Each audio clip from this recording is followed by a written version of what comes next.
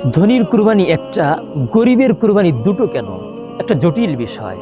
কারণ ধনীর জন্য কুরবানি ওয়াজিব, আর গরিবের জন্য কিন্তু কোরবানি ওয়াজিব না।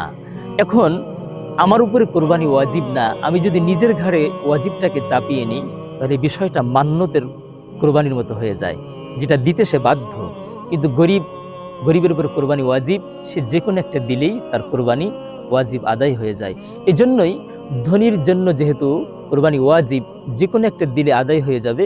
এই ধনী যখন কোরবানির নিয়তে গাভী বা গরু বা মহিষ, দুম্বা, ভেড়া, ছাগল যেটাই সে ক্রয় করেছে, এটা বাড়িতে আনবার পরে দেখা গেলো এটা চুরি হয়ে গেল অথবা হারিয়ে গেল। এখন ধনী ব্যক্তি আরেকটা কিনে কোরবানি করলো, কিন্তু পরক্ষণে চুরি হওয়া জিনিসটা সে আবার পেয়ে গেল। এখন কি করবে? হ্যাঁ, এখন ধনীর জন্য আর কিছুই করতে হবে না, তার কোরবানি আদায় হয়ে গিয়েছে। কিন্তু গরিব কি করবে? গরিবের উপরে ওয়াজিব ছিল না, সে নিজের ঘাড়ে ওয়াজিবটাকে চাপিয়ে নিয়েছে।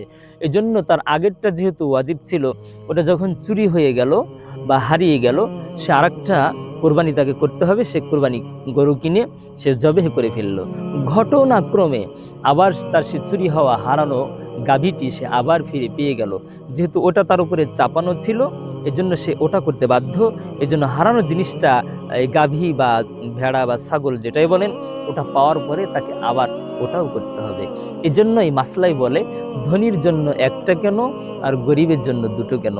আশা করি আপনার প্রশ্নের সেই জটিল সমস্যা বা জটিল অজানা বিষয়টা আপনি জানতে পেরেছেন ইনশাআল্লাহ।